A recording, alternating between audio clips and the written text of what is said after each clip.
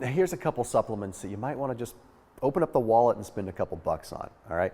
The reason I say this is because it's a common question, right? Is, well, what supplements should I take? I think every single person that's out there as a health expert gets asked that question because everyone wants a shortcut, right? Everyone wants just that added supplement that's gonna get them just that extra edge or get them to their goal faster.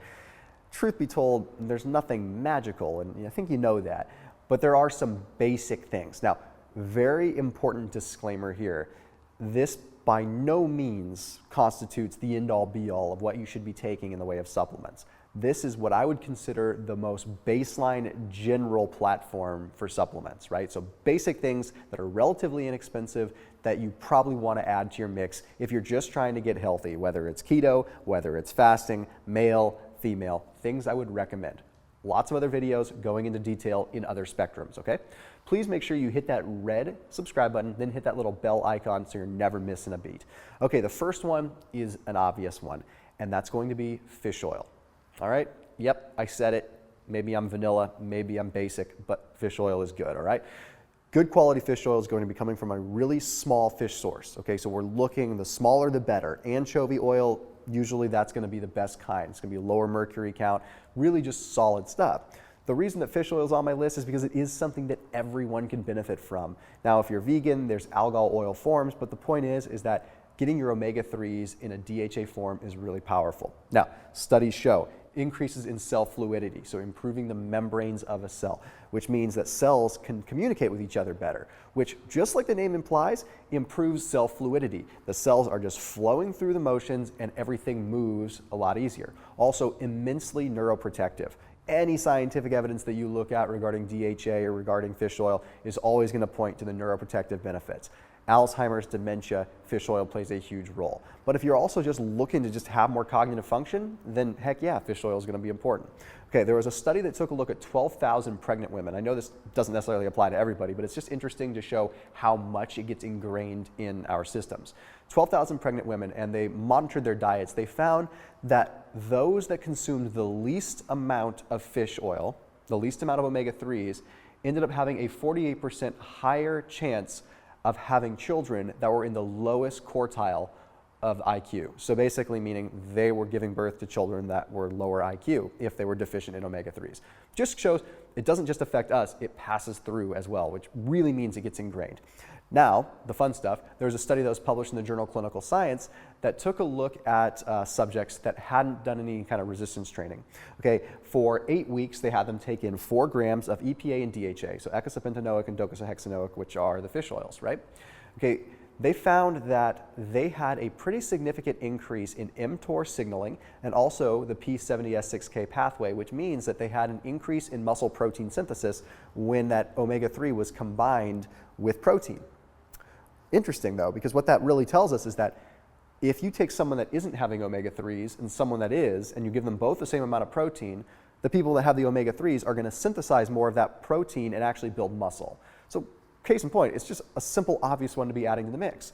But lastly, when we look at fat loss, there's a study that was published in Scientific Reports that took a look at mice, okay, and these mice went on high-fat diets. One was high omega-3, one was not, okay, same calories. The omega-3 group ended up not gaining weight, and the non-omega-3 group gained weight, even with the same amount of calories. Now, the reason is because it's found that omega-3 activates uncoupling protein 1, which activates brown fat signaling, so it activates more brown fat, so basically it increases your core body temperature. Okay, enough about fish oil. You should be taking it, you should be mega dosing it with at least 3 or 4 grams per day.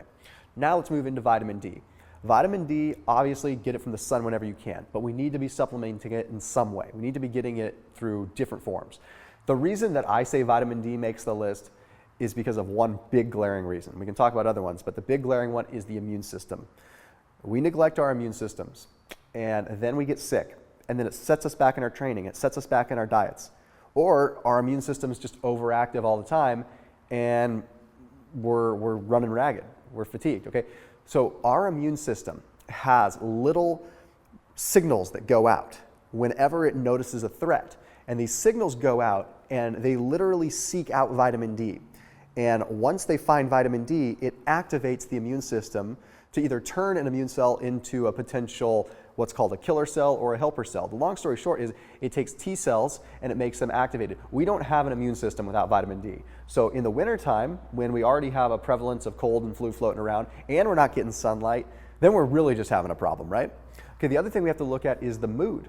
Vitamin D is required to convert tryptophan into serotonin, the neurotransmitter that helps us feel good. Okay, so that's just a fun one. If you want to feel better, take a little vitamin D.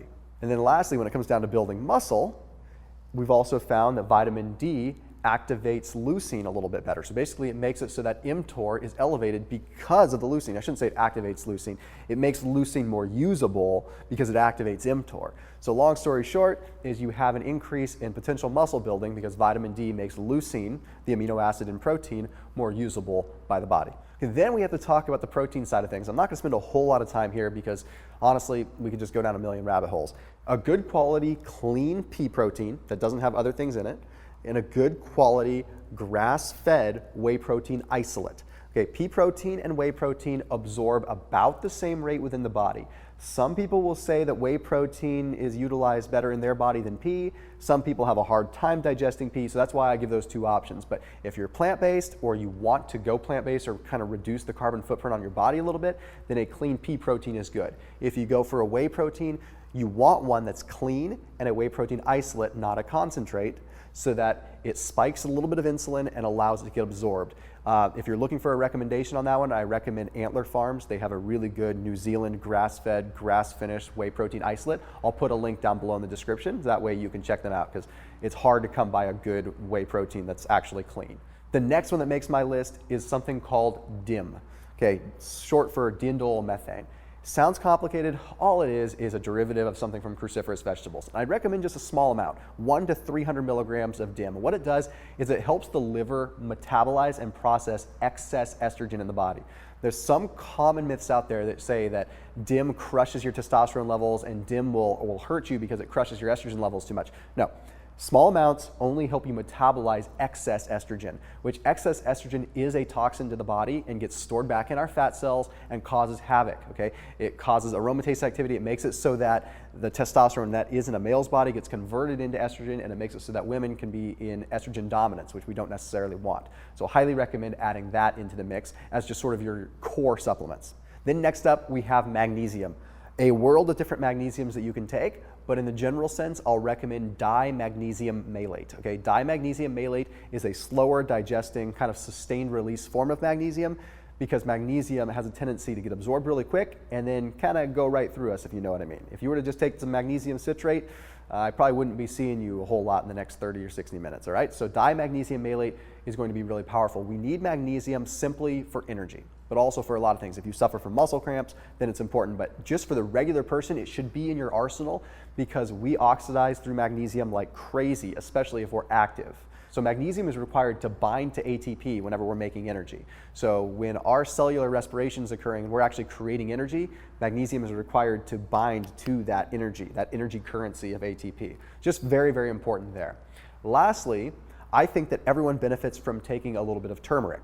Okay, adding turmeric into the mix is a good thing for everybody from all age groups, all walks of life, all activity levels, because we could all stand to combat a little bit of inflammation. Okay.